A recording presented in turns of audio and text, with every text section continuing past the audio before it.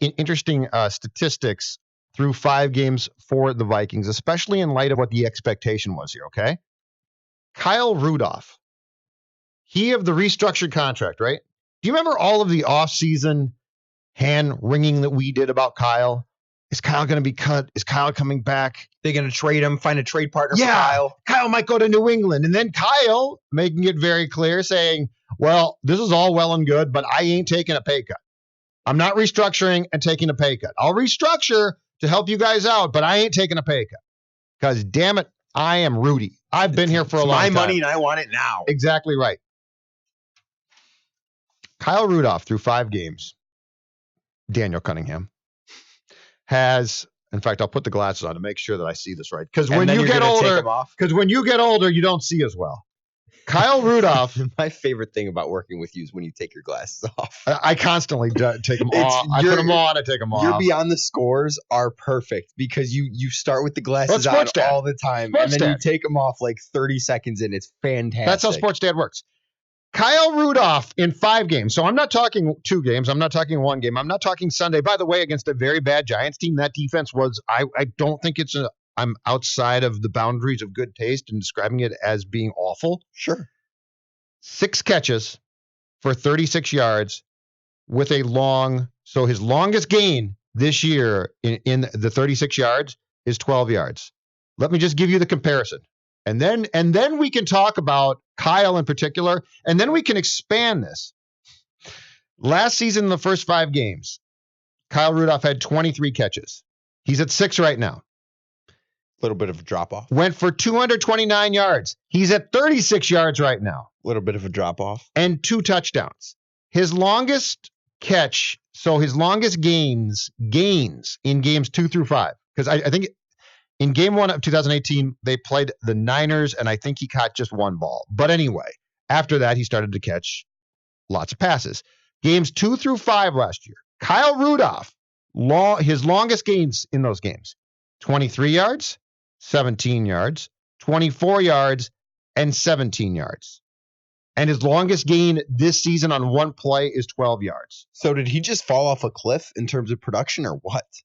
What happened there? Okay, so I'm going to take what you just said and build on that. Do you guys recall that we spent months previewing what Gary Kubiak was going to do and saying Laquan Treadwell is not important because the third receiver in the Kubiak offense has traditionally not been important. In fact, Collar did a column after doing a study on this, and the conclusion accurately at the time was the third receiver is not important because the tight end takes that place. Yeah. I just gave you a guy who was important enough that this team restructured his contract. They could have let him go. But we're all like, you can't do that because Irv Smith might not be ready. He's an unknown. We don't know what we have in Irv Smith. We think he'll be good, but until we find out for sure, we don't know. Kyle Rudolph's statistics make Stephon Diggs going AWOL look absolutely ridiculous. All he's doing, and he's not that good. And that's the thing is, and Zimmer said this a couple weeks ago, well, he's blocking well. Kyle's forte is not blocking. No, that's not what he's here for. Kyle Rudolph has become an absolute positive non-factor in an offense in which I'm not trying to say that he was going to be a Pro Bowl player, but I certainly thought he'd be involved. Yeah, it's I don't want to say it's sad. It's certainly a little surprising because he is, like you said, Judd, a non-factor. There's no question about that.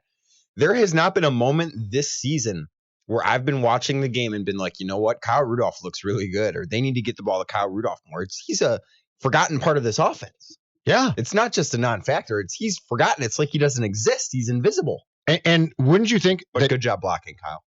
But wouldn't you think that he would be the outlet for Kirk? Because that's the tight end. You can dump those tight passes end's always off. Open. Yeah, tight ends. Oh, exactly. Like in Kirk's world, you would believe that Kyle would be the safety blanket. Okay, Thielen's covered. I can't go down the field. Diggs, I missed him. Too late now.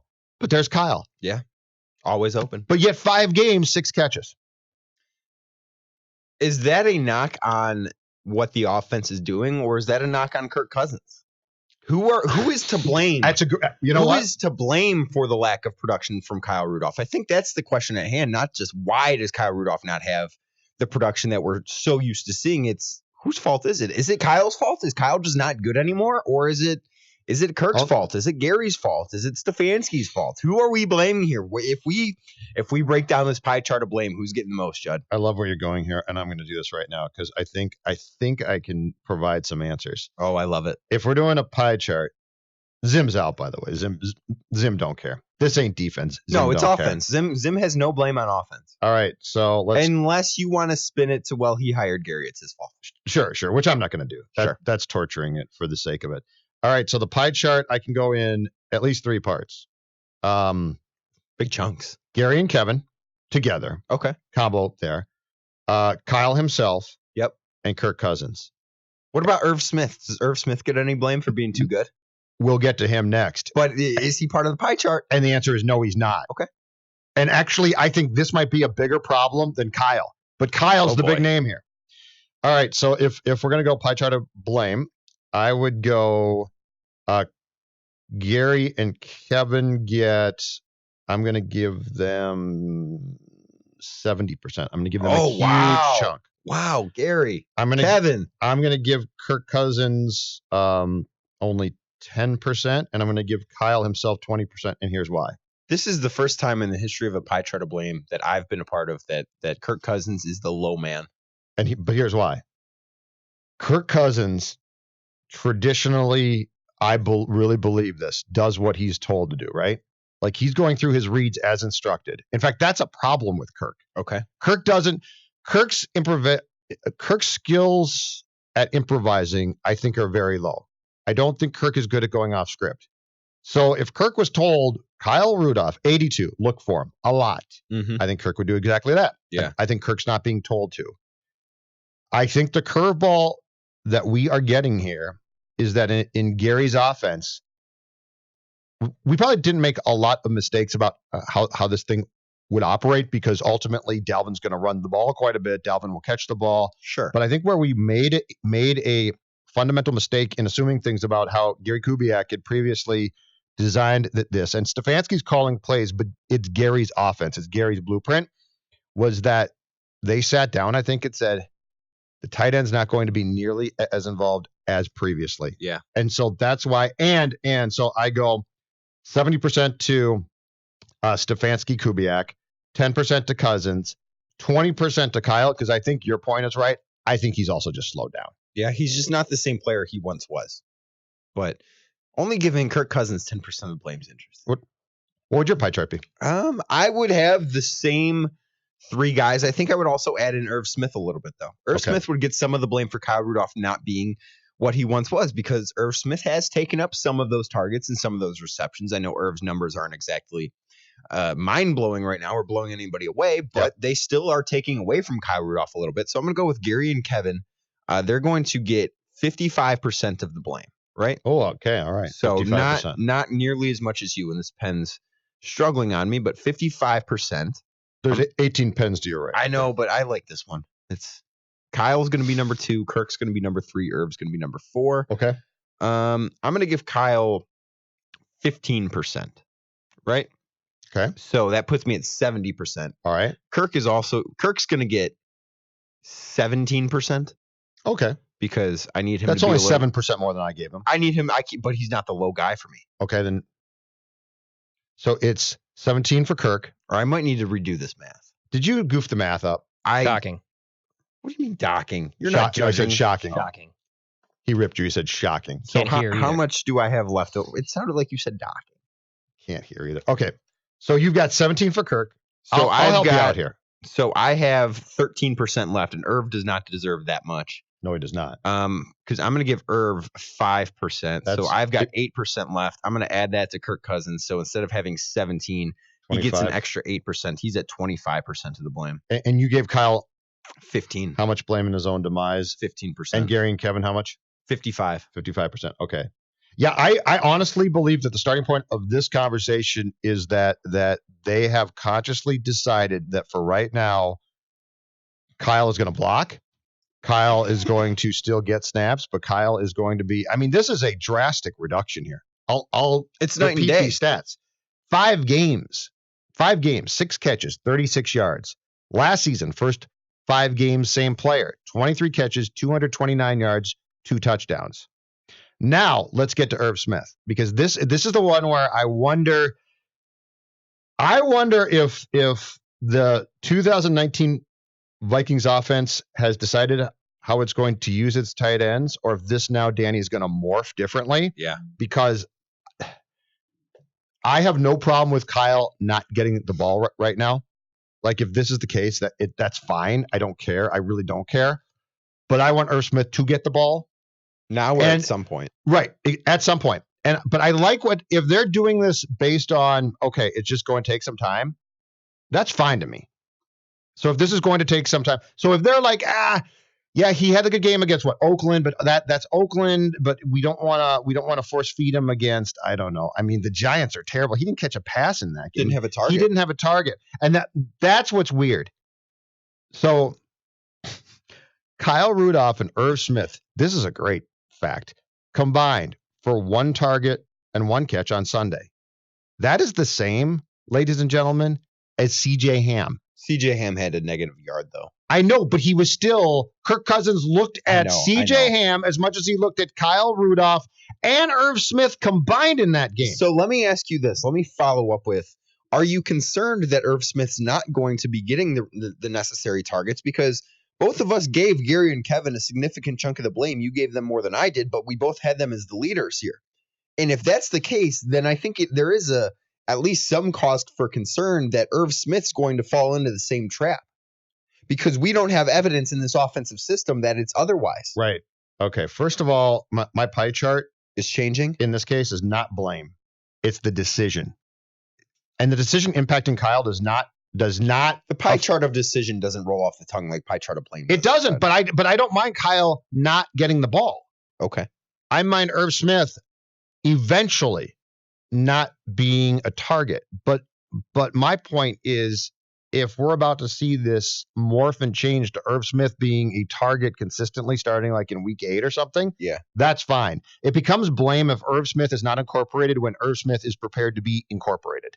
Him not getting the ball against the Giants, him not getting the ball against the Giants does bug me a little bit. But the Rudolph thing, just to be clear, I think the Rudolph dynamic statistically is interesting. I don't think it's a problem. I think Irv's ready to get the ball now.